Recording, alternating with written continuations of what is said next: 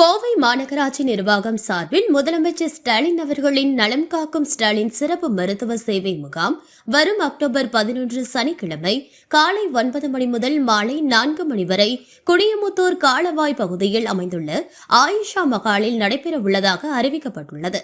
இந்த பல்நோக்கு சிறப்பு மருத்துவ முகாமில் 18 வகையான சிறப்பு மருத்துவ சேவைகள் வழங்கப்பட உள்ளன.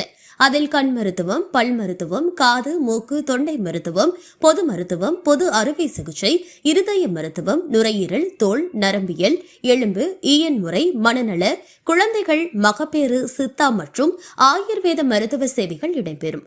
மேலும் முதலமைச்சரின் விரிவாக மருத்துவ காப்பீட்டு திட்ட அடையாள அட்டைகள், மாற்றுத்திறனாளிகளுக்கான அடையாள அட்டைகள், அமைப்பு சாரா தொழிலாளர்களுக்கான உறுப்பினர் அட்டைகள் உள்ளிட்ட சமூக நல சேவைகளும் இம்முகாமில் வழங்கப்பட உள்ளன.